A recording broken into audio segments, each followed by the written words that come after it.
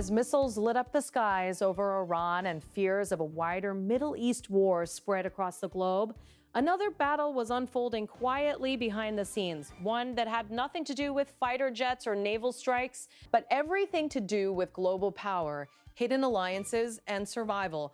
For weeks, the world watched tensions rise between Iran, Israel, and the United States. American military pressure intensified. Israeli strikes targeted key Iranian assets. Naval activity around the Strait of Hormuz increased dramatically. Many experts believe Tehran was running out of options. The expectation in many Western capitals was simple. Iran would eventually buckle under economic pressure, military losses, and isolation.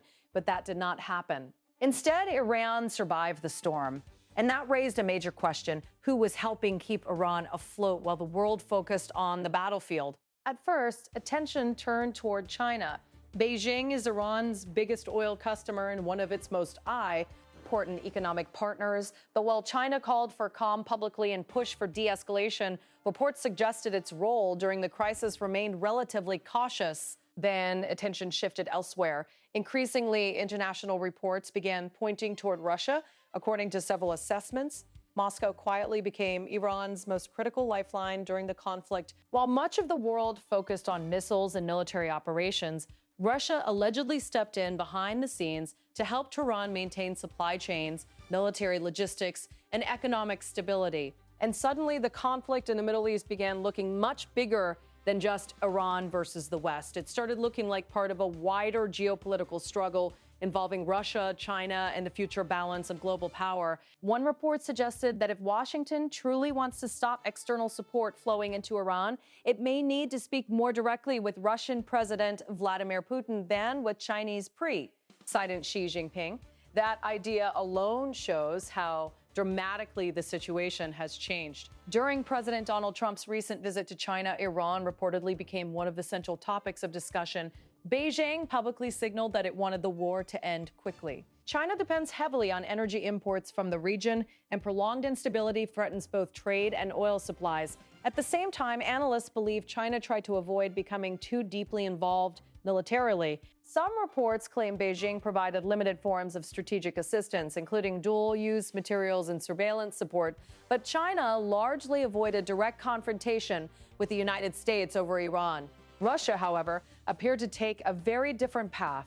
According to multiple international reports, Moscow expanded cooperation with Tehran at exactly the moment Iran needed help most. And one location suddenly became critically important: the Caspian Sea.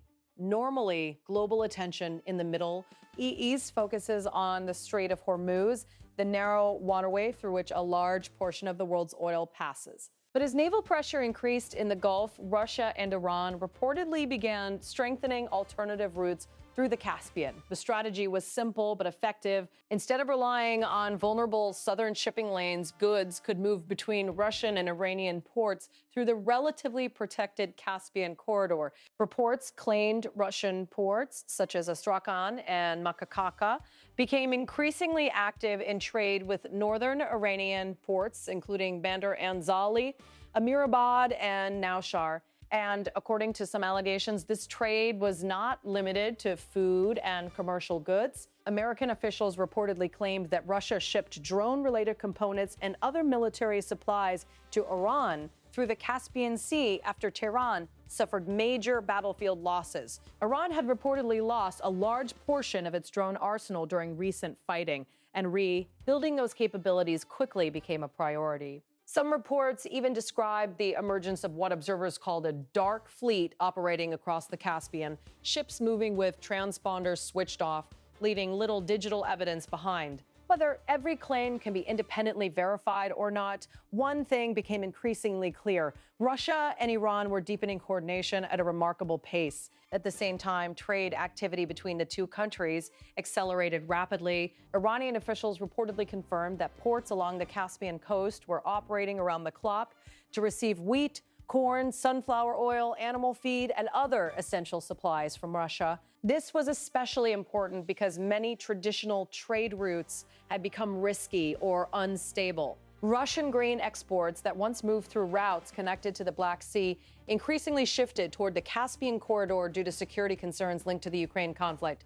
What emerged was a new economic and logistical network connecting Russia and Iran in ways that suddenly carried enormous geopolitical importance. And all of this unfolded just as Vladimir Putin prepared for a major visit to Beijing. The timing of the trip attracted global attention.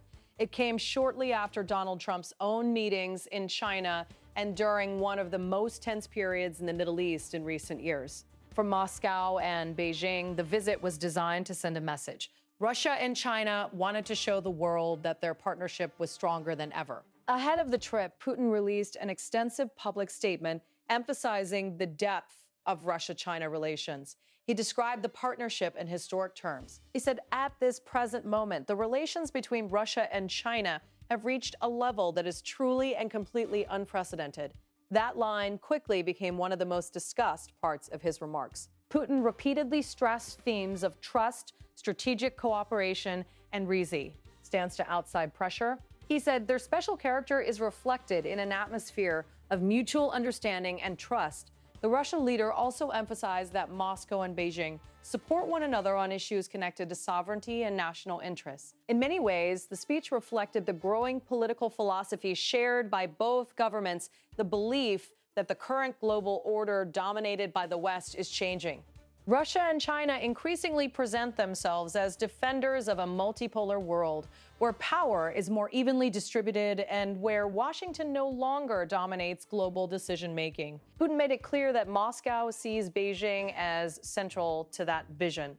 He said the close strategic partnership between Russia and China plays a vital and stabilizing role on the world stage. At the same time, he tried to push back against accusations that Russia and China are building an anti-Western alliance. He said, "We are not aligning ourselves against any ought or nation, but are working together for the noble cause of lasting peace and universal prosperity." Still, many Western governments remain skeptical. Over the last several years, cooperation between Moscow and Beijing has expanded dramatically across energy, defense, technology, and finance. Trade between the two countries has surged past $200 billion, and both nations increasingly conduct transactions in rubles and yuan instead of US dollars. That shift is significant because it reflects a broader effort to reduce dependence on Western financial systems. Putin highlighted this economic cooperation during his remarks. He said, trade between Russia and China continues to grow steadily, having long since surpassed the $200 billion mark. For Russia, China has become an economic lifeline following heavy Western sanctions linked to the Ukraine war. For China, Russia remains a major supplier of energy and strategic resources, but the relationship is not purely economic, military and geo. Political coordination has also intensified. Russia and China now regularly conduct joint military exercises, cooperate through organizations such as BRICS and the Shanghai Cooperation Organization, and often coordinate positions at the United Nations. Putin stressed that cooperation during his speech as well. He said Moscow and Beijing are coordinating their joint efforts to defend the principles of international law. The message was aimed not only at domestic audiences, but at the wider world. Moscow and Beijing want to project themselves as alternative centers of global influence capable of challenging Western leadership. And the Iran crisis has only accelerated that perception, because behind the headlines about missile strikes and naval deployments lies a much larger story: the growing alignment between Russia, China, and countries resisting Western pressure. Iran has increasingly become part of that broader geopolitical network for Moscow. Helping Iran serves multiple strategic purposes. It expands Russian influence in the Middle East, challenges American power in the region, and creates additional pressure points against the West. For China, maintaining stable relations with both Iran and Russia helps secure energy supplies and strengthens Beijing's long-term geopolitical ambitions. Yet despite their cooperation, Moscow and Beijing are not identical in their approach. China continues balancing carefully between protecting economic interests and avoiding direct confrontation with the West. Russia, on the other hand, appears increasingly willing to take greater geopolitical risks. That difference may explain why reports increasingly describe Moscow, not Beijing, as Tehran's most important backer during the crisis. And this reality is reshaping diplomatic calculations worldwide. The Middle East conflict is no longer just a regional issue. It has become deeply connected to global trade routes, energy markets, military alliances, and the emerging rivalry between major powers. Even the Caspian Sea, once rarely discussed in global headlines, has suddenly become one of the most strategically important waterways in Eurasia. Meanwhile, world leaders continue trying to prevent further escalation. Global markets remain sensitive to any disruption involving Iran, especially threats to energy shipping routes. Oil prices, grain exports, supply chains, and international trade are all tied to what happens next. And at the center of it all stands an increasingly visible geopolitical reality. Russia and China are moving closer together while the global order undergoes one of its biggest transformations in decades. Putin ended his remarks with a message that reflected that long-term vision. He said, "I am fully confident that by working together, we will continue to do everything in our power to further deepen the comprehensive Russian-Chinese partnership." He added that their cooperation was aimed not only at strengthening both countries, but also to preserving global stability. Whether the world sees that partnership as stabilizing or destabilizing depends largely on where one stands politically. But one thing is becoming impossible to ignore. The Iran conflict has revealed that modern wars are no longer fought only with missiles and armies. They are also fought through supply chains, trade corridors, financial systems, diplomatic alliances, and hidden logistical networks operating far from public view. And as the world watches events unfold in the Middle East, another contest is quietly shaping the future behind the scenes. A contest involving Moscow, Beijing, Washington, and the changing balance of global power.